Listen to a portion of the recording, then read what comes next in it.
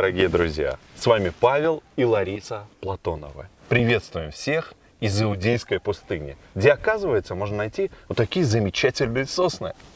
Сосна прекрасно выдерживает наши тяжелейшие условия. Вот такую вот каменистую землю и необыкновенно высокую температуру. Это первое дерево, которое стали насаживать в Израиле в рамках возвращения Святой Земле ее библейского вида в начале 20-го столетия. Но сегодня зима, это не такая уж высокая температура, всего лишь плюс 18 градусов по Цельсию. И у этих сосен, представляете, можно найти даже грибы. Посмотрите, как они выбиваются из камней. И вот я подниму, они прям прячутся под камнем. Смотрите, вот его прижал камень. И вот я достал, в принципе, гриб. Смотрите. Он на самом деле похож на грибы, известные в России как маслята. Грибы у нас собирают именно зимой, когда пройдут дожди и появляется солнце. И те, кто знаком с грибной культурой, особенно выходцы из бывшего Советского Союза, ходят по лесам здесь вокруг Иерусалима, в Галилее, где есть леса, и собирают грибы. А вот еще один тоже выбивается прямо из-под камня. Сейчас мы ему освободим дорожку. Смотри, прям-таки грибное настроение. Может быть, даже пойдем собирать грибы сегодня. А вчера мы ездили за новогодним настроением в прекрасный город Яффа. И надо сказать, он нас поразил своим многолюдием.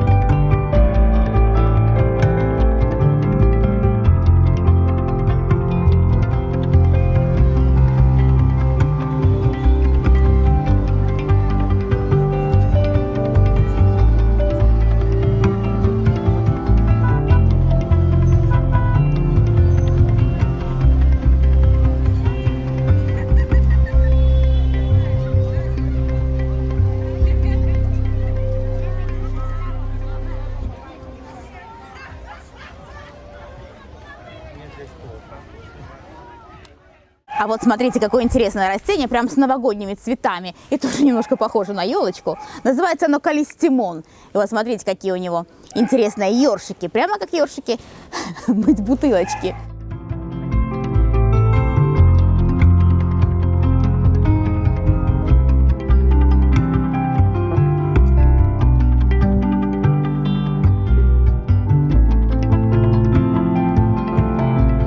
К Новому году мы покупаем несколько разноцветных цикламенов. И до начала апреля они нас радуют своими красками. Этот цветок приносит в дом много положительной энергии. В этом году поставила один цветок и внутри дома, но кошка сразу начала обгрызать его цветы. К слову о кошках, тема кошки и елки неисчерпаема. Алиса, так зовут нашу кошку, проявляет активный интерес к новому предмету в доме, на котором столько всего привлекательного и запретного. Но она хитрая и хулиганит только тогда, когда ее никто не видит.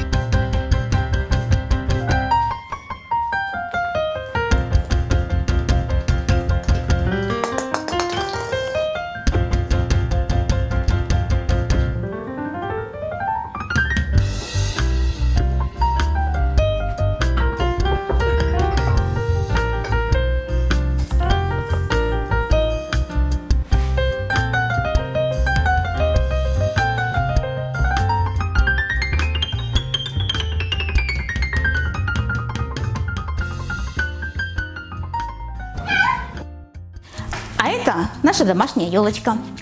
Она, конечно же, искусственная, как, впрочем, и все остальные, которые мы 23 года наряжаем в Израиле. Когда я была девчонкой и не удавалось купить настоящую живую сосенку, я очень расстраивалась, когда приходилось также наряжать искусственную. А возможно, если бы я знала, что в 19 веке искусственная елка была особым шиком и очень дорого стоила, мое огорчение было бы не таким уж и сильным. На днях, когда мы гуляли в городе Яффа, специально приехали, чтобы посмотреть на искусственную явскую елочку, то фраза «да, это не Рио-де-Жанейро» просто не выходила из головы. А что это ты Остапа Бендера вспомнил? Да не Остапа. Я вспомнила разные елки мира. И елку, которая плавает в озере в Рио. И чем же знаменита эта елка? Ну, во-первых, плавучая, высоченная, ее высота 85 метров. Ого. Ну, и тяжелющая, весом 530 тонн. Ничего себе. А тебе знакомы какие-нибудь самые-самые елки? Ну, я знаю парочку самых странных елок. Например? Ну, например, 100-килограммовой, сделанной из картофеля елку, которую выполнили студенты из Перу. А также елка, состоящая из магазинных тележек аж из 86 штук. Вот это здорово! А я знаю о самой огромной в мире елке. Ее размер достигает нескольких футбольных полей. Да ладно, что за елка такая? Не может быть. Есть такая. Правда, если слово «дерево» не понимать буквально. Это инсталляция в виде рождественской елки. И раскинулась она по склону одной из гор в Италии. От подножья до ее вершины. И на пике звезды стоит базилика Святого Убальда. Ее видно на расстоянии 50 километров. А я знаю о самой золотой елке в мире. Ее установили в ювелирном магазине в Токио 10 лет назад. И ушло на елку высотой чуть больше 2,5 метров. Знаешь, сколько золота? Аж 43 килограмма. Я слышала об этой елке. Тема ее украшений была «Мир Диснея». И украшениями служили герои диснеевских мультфильмов. Но ты знаешь, эта елка золотая не осталась в одиночестве. Да. Через 5 лет в этом же магазине поставили еще одну золотую елку к 90-летию бренда.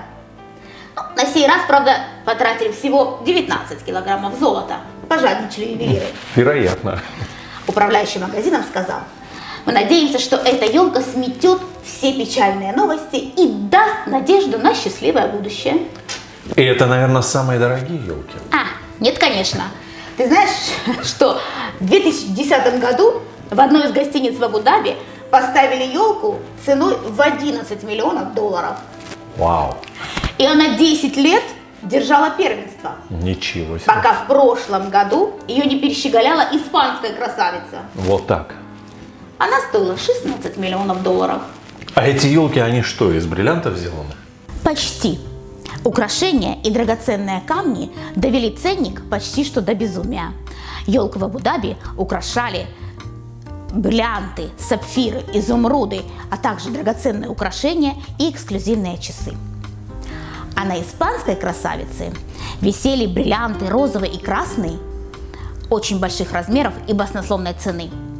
А в маленькой дизайнерской сумочке прятались эксклюзивные часы, одни из 5 существующих в мире – Hublot Big Ben.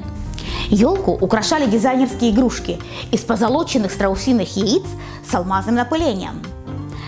Для изготовления игрушек была приглашена очень экстравагантный, модный и дорогой дизайнер из Англии Дебби Вингем. Она в течение месяца работала над этими игрушками. Ей также помогали ювелирные дома Шанель, Луи Виттон, Булгари, Картье. Они предоставили свои ювелирные украшения. Так что для игрушек дизайнерских были использованы драгоценнейшие ювелирные украшения, натуральные меха и страусиные яйца.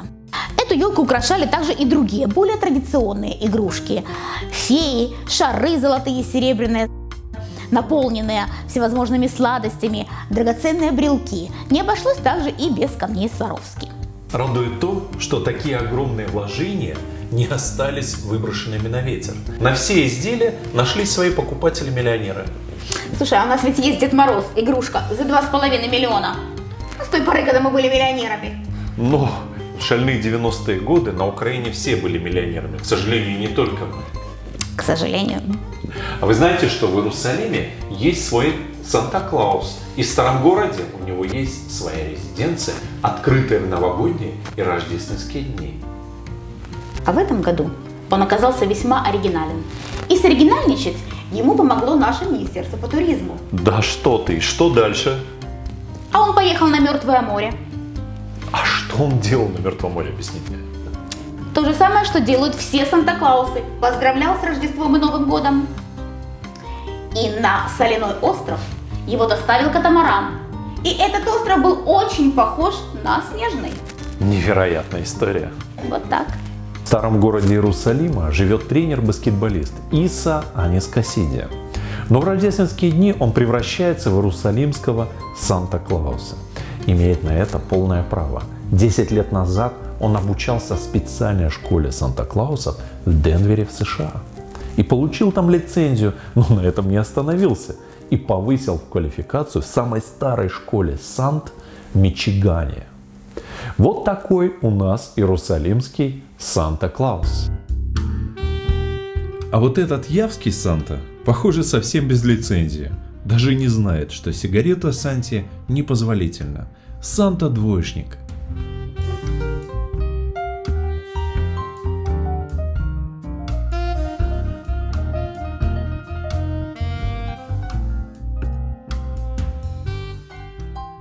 Уже, наверное, не осталось тех, кто помнит, как всеми нами любимый Дедушка Мороз, как и рождественская елка, в ходе антирелигиозной кампании подвергался гонениям. В 1927 году на одном из песенников была напечатана рождественская песня пионеров. Прочитаем вам несколько фраз этого диалога между советскими детьми и Дедом Морозом. Дед рождественский с мешком, был ты чтим когда-то? А теперь тебя с мешком встретят все ребята. Я всегда любил детей и дарил им книжки. Для меня всего свети добрые детишки. Детям ты втирал очки, говоря о Боге. Только мы не дурачки, с нашей прочь дороги. Мы все божеское вон гоним непрестанно. Нам милей, чем праздный звон, грохот барабана. Что за дерзкие слова? Дикие ваши клики. В день Христова Рождества это грех великий. Нам противны твои, дед, сказочки да шутки. Простаков между нами нет, не надуешь, дудки. До какого уровня абсурда нужно было дойти? Согласны? Но все же на первую советскую елку в 1937 году Деда Мороза вернули. Образ Деда Мороза в высокой шапке, с посохом в руке с длинной шубой исполнял известный тогда конферансье Михаил Горкавин. Именно он положил начало традиции встречать Новый год шампанским. Это были первые бутылки советского шампанского. Опять немного истории. В 1936 году по инициативе Сталина приняли постановление о производстве советского шампанского, десертных и столовых вин. В эти годы стали вводить буржуазные привычки, совсем недавно всеми презираемые. Шампанское – признак материального благополучия, признак зажиточности. Долгий и дорогой метод выдержки шампанского шампануаз не подходил СССР. Нужно было изобрести такой способ, благодаря которому напиток был бы доступен всем и каждому. И благодаря химику-шампанисту с дореволюционным опытом профессору Фролову-Багрееву такой метод появился. Дебют советского шампанского состоялся 1 января 1937 года, когда в Кремле на праздничном приеме стахановцев известный уже нам ведущий Михаил Горкави в образе Деда Мороза под бой курантов осушил бокал советского игристого. Однажды вождь всех народов Сталин решил сам лично продегустировать шампанское. И ему совсем не понравился кислый вкус брюта. Об этом стало известно на заводе. И игристое срочно подсластили. Таким образом появился новый вкус – полусладкое. Завод получил государственную премию. Согласно одной легенде, в 1945 году Сталин лично дал поручение, чтобы советский народ в День Победы пил только шампанское. Никто достоверно не знает, было ли дано такое распоряжение, однако праздник действительно отмечали советским шампанским. Шампанское стало одним из элементов пропаганды перед миром Запада. Руководство страны всем решило показать, что жизнь в Советском Союзе налаживается, и всем доступны игристое, шоколад, вино и икра. Дорогие друзья, подходит к концу очень непростой и, можно даже сказать, тяжелый 2020 год. Год испытаний, искушений и потерь. Хочется, чтобы следующий год был все-таки добрее и счастливее. Но все-таки мы хотим быть справедливыми к уходящему году, ведь благодаря безработице и появившемуся свободному времени мы уделили много внимания нашему каналу. Мы бесконечно благодарны тем, кто был с нами все это непростое время. Поддерживал нас своими лайками, добрыми комментариями и пожеланиями. Мы благодарны тем, кто оформил подписку на наш канал и тем самым стал нашим спонсором. А с декабря прошлого года число наших подписчиков выросло в 10 раз и перешло уже 7000-й рубеж. Огромное всем спасибо. Надеемся, что Новый год будет более благосклонным и щедрым на радости. Мы тоже будем радовать вас новыми фильмами, музыкой, песнями. Слава Богу за все. Будьте здоровы, счастливы и благополучны. А ведь к Новому году дарят подарки. И наш подарок музыкальный. Это, правда, не дебют. Мы соединили всего несколько песен из наших репортажей. Это «Львы Иерусалима», «Город в ночи», «Летний день» и «Босанова». С Новым годом!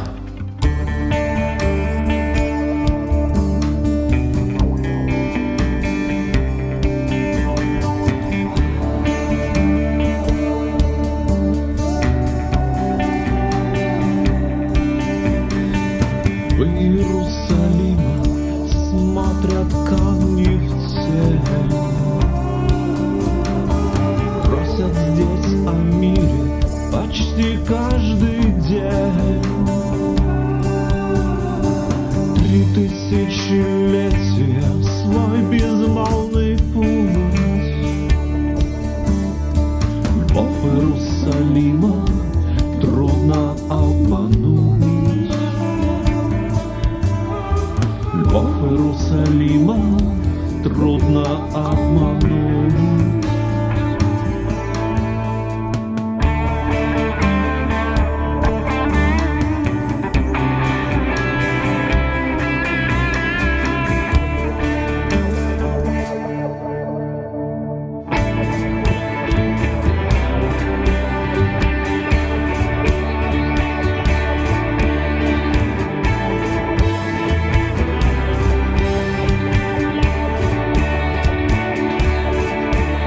Рассвет в пустыне помнит вашу грусть. Мгновенья дивные, пока есть путь.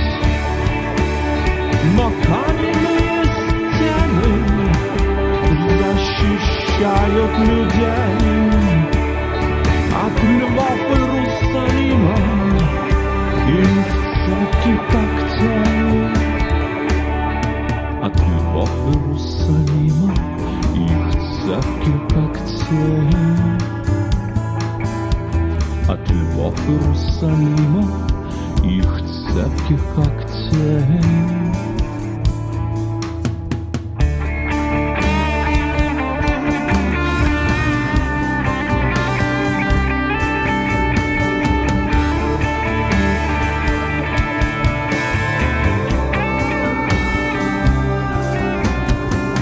Город вновь построил стены из камней, вручая людям свитки разных новых идей. А львы Иерусалима, найдя место в камнях, движение жизни ловят в своих мечтах и снах. Движение жизни ловят в своих мечтах и снах.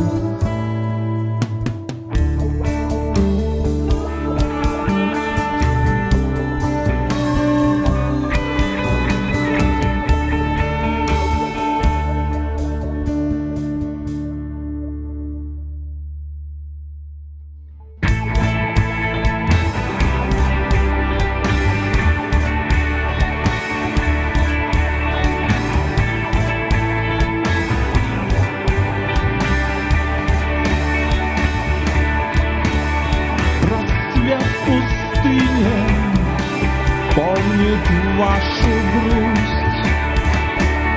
Мгновение дивным, пока есть путь, но каменные стены защищают людей от львов Иерусалима и их цепких когтей. От львов Иерусалима, их цепких когтей. От львов Иерусалима, их цепких когтей.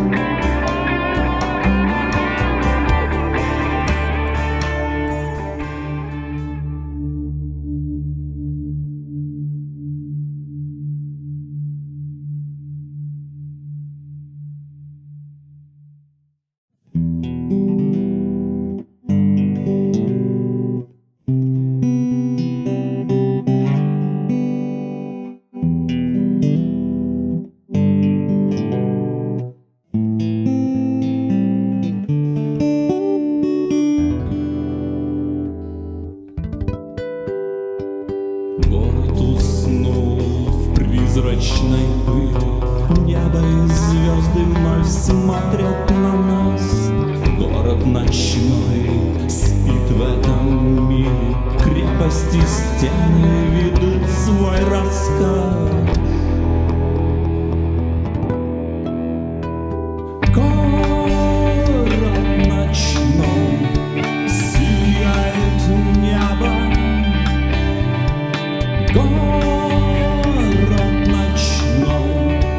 Радует светом.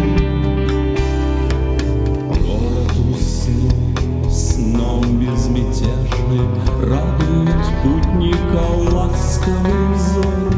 Город ночной, шепот надежды, вечностью миг открывает узор.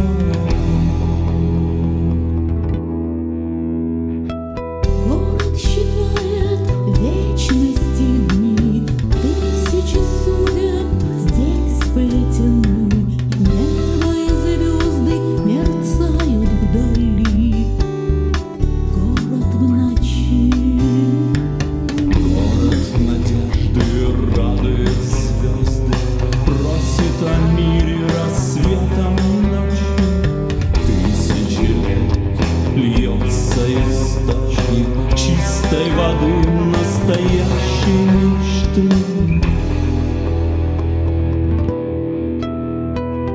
Город ночной грязит о небе, смотрит с тоской, он ведь там небе. Город тепла и оазис пустыни молится ночью, пронзив небо песней добра для людей в этом мире.